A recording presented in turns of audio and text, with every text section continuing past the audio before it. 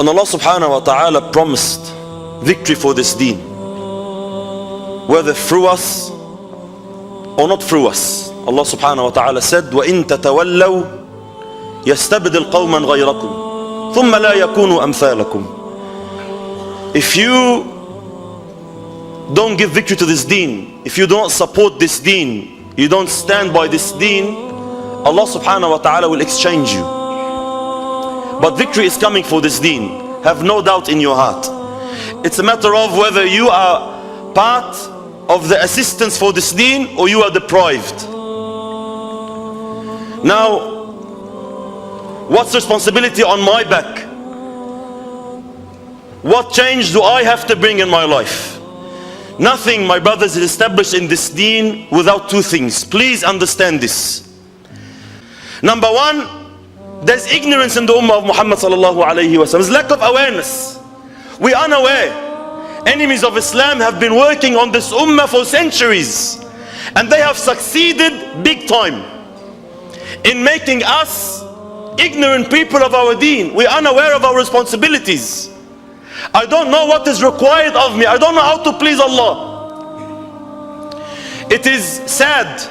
It hurts us, my brothers. Wallahi al-Azim, it hurts us. It hurts me personally to see that the Ummah of Muhammad is shocked. We are shocked that enemies of Islam are not just. We are shocked that enemies of Islam are not showing us sympathy. We are saying, look, look, every day we're claiming, we're protesting. Look, the enemies of deen are not just. Look, the enemies of deen are hypocrites. Look, the enemies of deen are not helping the civilians. Look, they are silent. Look, they are this. What do you expect from your enemy? Why is it that you are expecting your enemy to look after your deen? It's exactly a funny example. Imagine someone in a boxing ring. He enters the boxing ring against an opponent. He's fighting with him and then he gets punched. So instead of fighting back, he goes to the audience and says, look, he just punched me. That's unfair. Why is he punching me for? Why is he violent?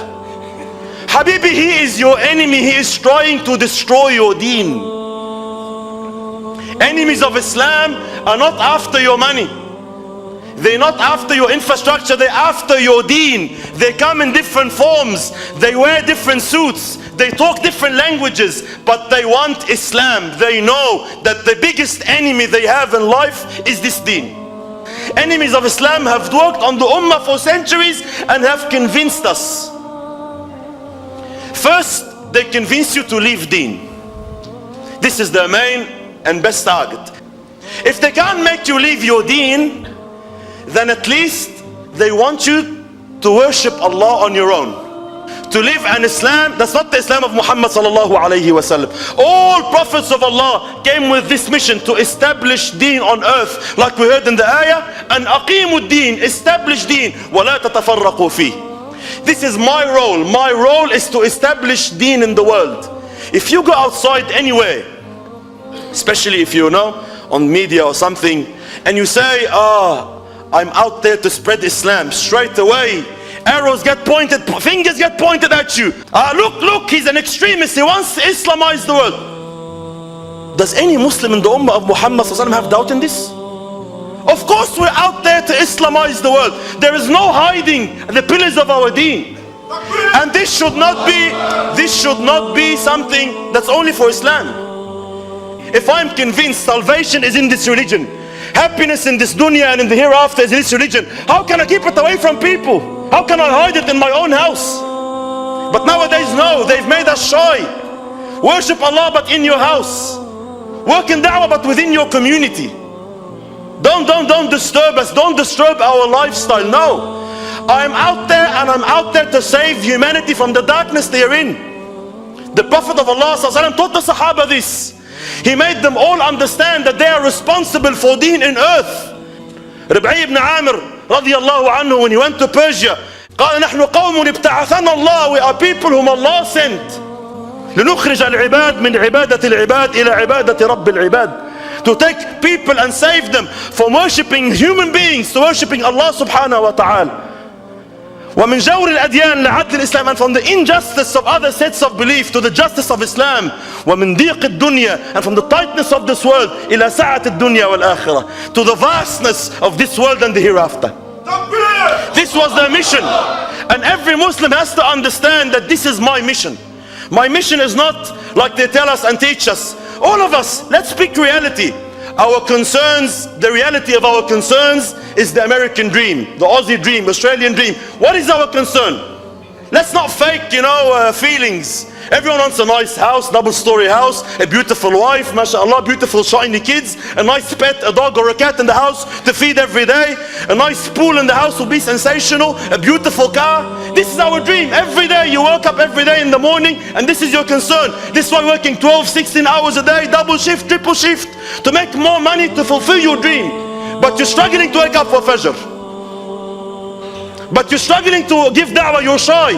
This is why we say awareness is important. Yes, we are outside there to save humanity from the injustice it is in and spread the word of Allah peacefully. We're not saying, oh, we're going to force people, we're going to kill people. لا إكراه في الدين. But yes, we are out there to spread the message of Islam, and this is my responsibility. It's not our responsibility. Most people are confused. They think this is the Ummah's responsibility. The Ummah should do this. Our rulers should do this. The ulama should do this. Mashayikh should do this. Leaders should do this. Associations should do this. Allah subhanahu wa ta'ala on Judgment Day will not ask you, what did the President of Egypt now do? What did the rulers of the Arab world do? Allah will not ask you on Judgment Day, what did the ulama of your time do? Allah will ask you, what did you do? What did you do for Islam? What did you do to the brothers in Syria? What did you do brothers in Palestine? How did you sleep at night knowing that Al-Masjid Al-Aqsa is occupied? Well, how did you sleep at night? This is the question you will be asked. So it's important, number one, to understand our deen is not only 5 times prayer in the masjid, praying tahajjud at night. It's an important part of our deen. Yes, but our deen is more than this. The biggest misconception we have is deen is the 5 pillars of Islam. No. قال صلى الله عليه وسلم بني الإسلام على 5. Islam as a building was established on 5 pillars. When you moved to your house, did you move into a skeleton of foundation and a couple of beams? No, the building is far more bigger. It's a bigger thing than the 5 pillars. But the Islam as a building, a massive skyscraper, stands on these 5 main pillars. It doesn't mean if I do these 5, that's it, I'm set going to, the highest levels of paradise. We are responsible and Allah will ask us, so we have to be aware and spread this awareness. Ilm has to come in the Ummah of Muhammad. I am responsible. Allah will ask me and I spread this responsibility among the Ummah of Muhammad.